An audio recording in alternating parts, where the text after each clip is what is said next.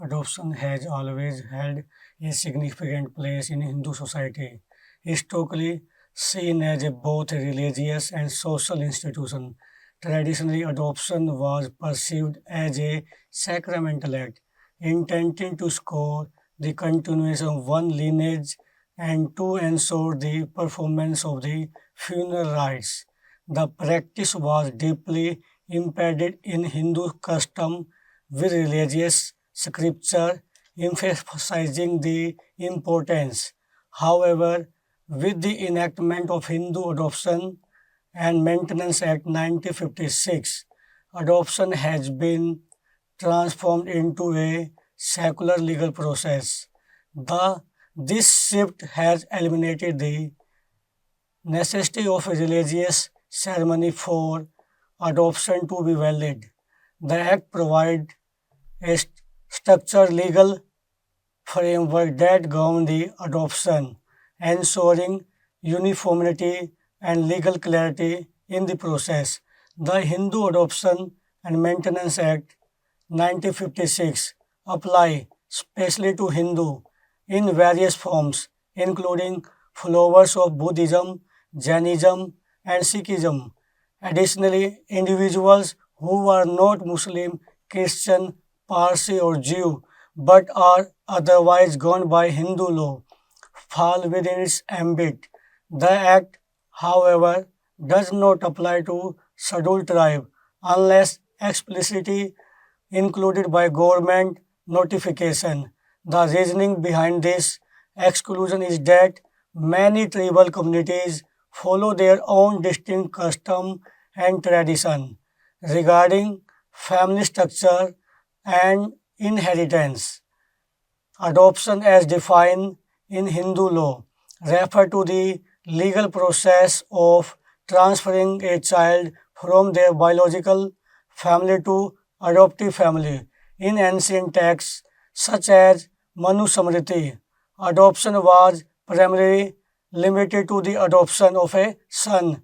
The belief was that a son would perform the last rites of his adoptive father and continue the family lineage.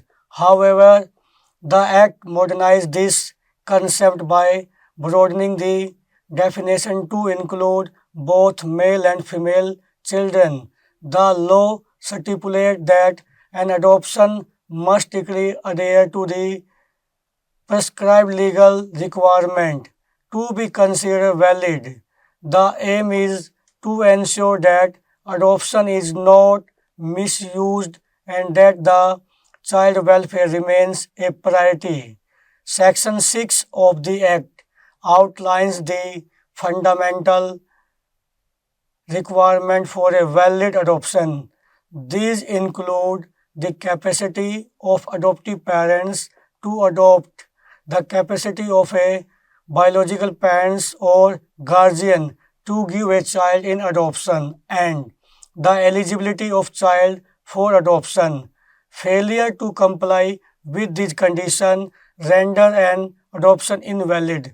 One of the most significant aspects of this section is that emphasizing on the legal capacity. It is designed to prevent instances where an individual adopts a child without proper legal standing or in situation where adoption is coerced or fraudulent. Under Section 7, a female Hindu can adopt if he is of sound mind and is not a minor. If he is married, he must obtain the consent of his wife unless she has renounced the world, ceased to be a Hindu, or has been declared mentally unsound by a competent court. If a man has multiple wives, consent from all wives is mandatory unless one of the exceptions apply. This provision ensures that adoption remain a joint family decision rather than a arbitrary individual choice. Similarly, Section 8 stipulates that a female Hindu has the capacity to adopt if she is of sound mind and is not a minor. If she is married, her husband's consent is required unless he has renounced the world, is no longer a Hindu, is of unsound mind. Unmarried woman can adopt, and in the event she later marry, her husband does not acquire parental rights over the adoptive child. This provision empowers women, particularly widow and unmarried women, to adopt a child without unnecessary societal or legal hurdles. Only the biological parents or legal guardian of a child can lawfully give a child in adoption as per section 9. If both biological parents are alive, they must jointly consent to the adoption unless one parent has lost his legal capacity. In cases where both parents are deceased, have renounced the world, or are legally incompetent, a guardian may give the child in adoption with court approval. The court must satisfy the adoption served the best interest of the child before granting permission. These safeguards prevent any exploitation of children, ensuring that they are placed in homes that can provide care and stability. Under Section 10, a child can be adopted only if they are Hindu and have not been previously adopted, are unmarried unless custom allow otherwise, and are under 15 years of age unless a valid custom otherwise. Court have upheld that the adoption of a married individual is generally invalid unless supported by the established customs. These conditions reinforce the notion that adoption is meant to provide a child with a nurturing environment rather than a being used as a means to alter the property rights or legal inheritance. The Act also specifies additional conditions for a valid adoption. If a person adopts a son, they must not already having a living Hindu son, grandson, great-grandson. Similarly, if adopting a daughter, they must not have a living Hindu daughter or granddaughter. If a male adopts a female child, he must be at least 21 years older than the adoptee, and the same age gap apply if a female adopts a male child. Furthermore, the same child cannot be adopted by more than one person simultaneously, and the act of adoption must involve the actual giving and taking of child. These conditions ensure that adoption is carried out responsibly and that the rights of both the child and the adoptive parents are protected. A valid adoption results in the complete severance of the child ties to their biological family, replacing them with rights and obligation within the adoptive family.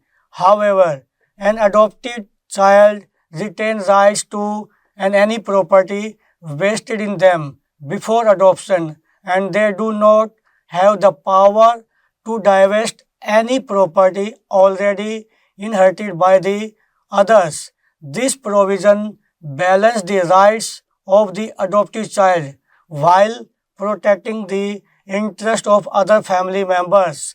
Section 13 clarifies that adoption does not restrict the adoptive parents' right to dispose of their property unless an agreement states otherwise.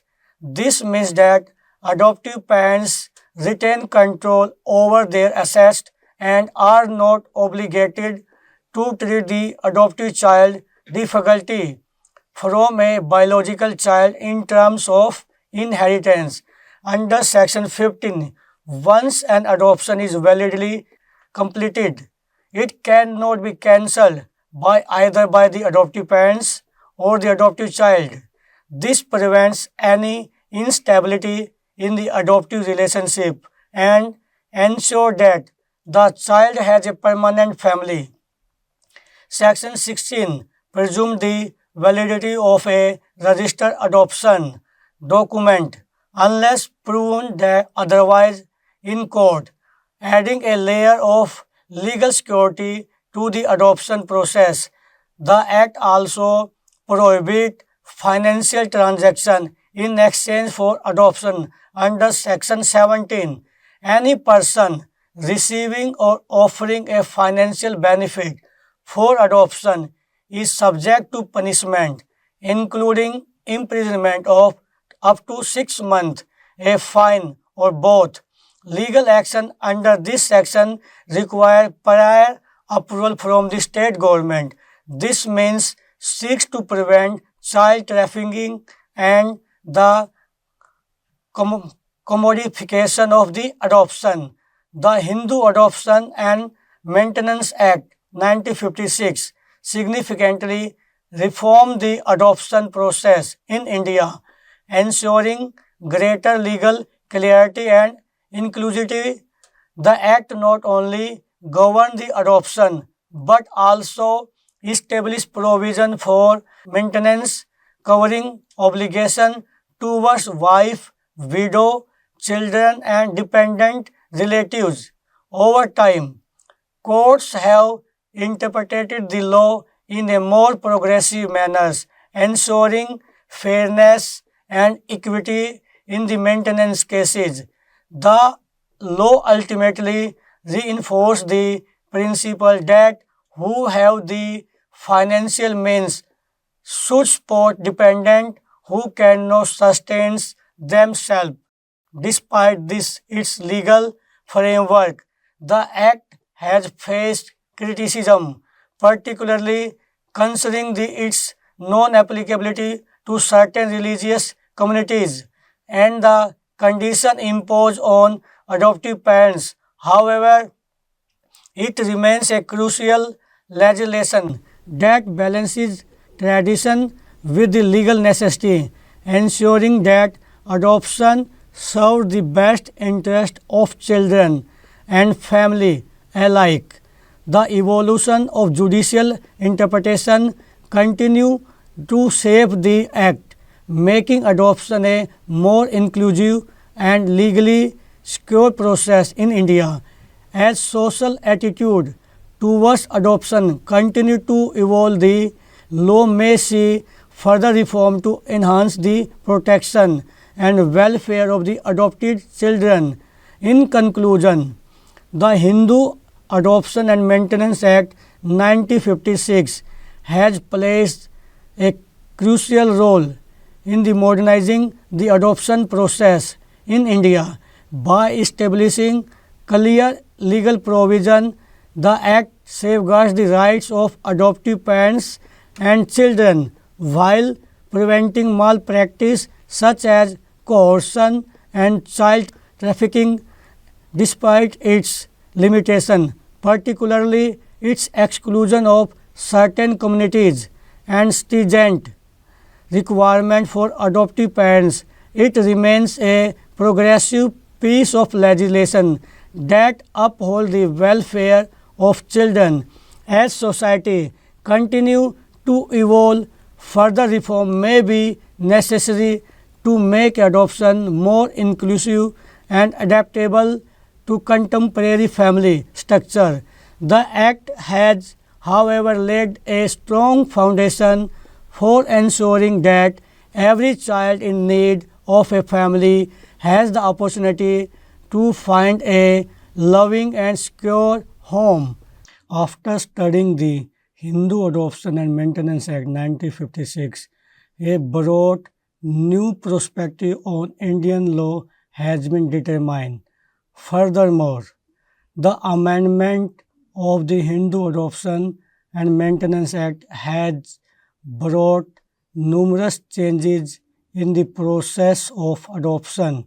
Previously, no such rights were granted to the wife, and even the adoption of daughters were also not allowed. However, the present act has a positive impact on the adoption by allowing the adoption of daughters, giving equal rights to husband and wife, and making the ceremonial processes more secular and uniform. Thanking you. Thank you so much.